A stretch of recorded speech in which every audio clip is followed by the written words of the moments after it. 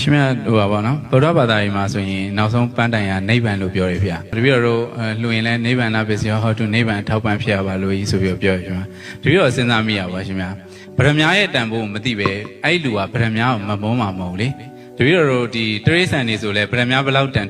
သူအသားတုံးနဲ့ဗရမ ्या လဲဆိုရင်အသားပဲယူမှာပေါ့တပည့်တော်တို့လည်းနိဗ္ဗာန်ရဲ့အရာတာကိုမသိပဲနဲ့နိဗ္ဗာန်ကြီးတောင်းနေတော့ဟိုရင်ထဲမှာဟာတတကြီးဖြစ်နေမှာရှင်အဲ့ဆိုနိဗ္ဗာန်ဆိုတဲ့အရာဒီတပည့်တော်လူငယ်အနေနဲ့ရှင်ထဲမှာဟာတတကြီးဖြစ်နေမှာရှင်အဲ့ဆိုနိဗ္ဗာန်ဆိုတဲ့အရာဒီတပည့်တော်လူငယ်အနေနဲ့ဆိုရင်ဘယ်လိုမျိုးတီးတင်းတီးထိုက်လဲဆိုတာလေးကိုတပည့်တော်မိတ်ကြားပေးပါဗျာ तू ကအပူကိုတိမှအေးရတာကိုသဘောပေါက်တာအဲ့တော့နိဗ္ဗာန်ဆိုတာကငြိမ်းချမ်းခြင်းသဘောပဲ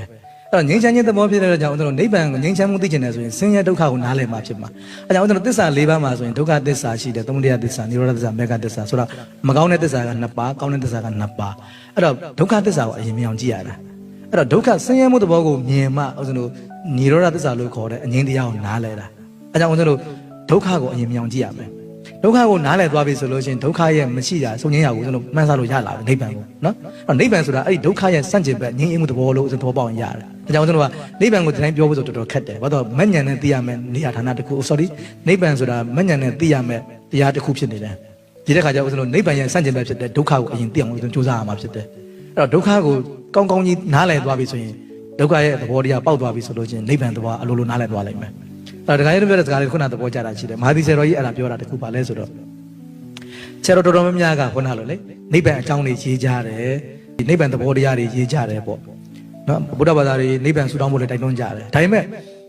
နိဗ္ဗာန်ကိုလိုချင်လာအောင်ပြောခြင်းရေးခြင်းဟောခြင်းမရှိကြဘူးတကယ်တော့အဲ့အဓိကပဲဟိုဒီနိဗ္ဗာန်ဘယ်လောက်ပဲကောင်းပါလဲပြောလူတွေစိတ်ထဲမှာနိဗ္ဗာန်ရဲ့အရတာကိုနားမလည်ဘူးလိုချင်စိတ်မဖြစ်ဘူးဆိုရင်ဒါကြီးကိုမသွားခြင်းဒီလမ်းစဉ်ကိုမသွားခြင်းနိဗ္ဗာန်ကိုသွားခြင်းအောင်ကသူကလမ်းကြောင်းလိုတာပေါ့နော်အဲ့တော့ခုနကပြောသလိုဒုက္ခသဘောတရားကိုများကြီးကြည့်ဖို့လိုတယ်ဒုက္ခကိုနားလည်တာလည်းတနေ့ကြရင်နိဗ္ဗာန်ဆိုတာကိုအလိုလိုနားလည်သွားလိုက်မယ်နော်အဲ့ဒါအပူကိုသိရင်အပူရဲ့ဆန့်ကျင်ဘက်အေးကိုအလိုလိုနားလည်သွားတယ်အေးကိုသိရင်အေးဆန့်ကျင်ဘက်အပူကိုသဘောပေါက်သွားတယ်သူ့ရဲ့တန်ဖိုးကိုနားလည်သွားတယ်ဒီတိုင်းဆိုရင်အပူသဘောတရားနားမလဲဘူးအေးသဘောတရားနားမလဲဆန့်ကျင်ဘက်နဲ့တွေ့မှာအခုမီးလင်းနေတဲ့မီးရဲ့တန်ဖိုးကိုမသိဘူးပေါင်သွားတဲ့ခါကျမှမီးရဲ့တန်ဖိုးကိုနားလည်လာတယ်ဟုတ်ပြီနော်အဲ့သဘောပဲ